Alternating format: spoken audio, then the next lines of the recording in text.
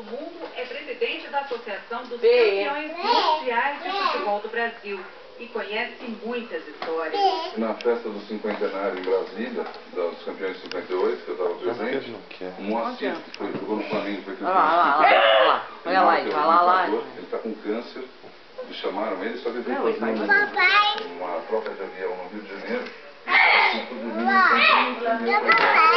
Agora, décadas depois, os campeões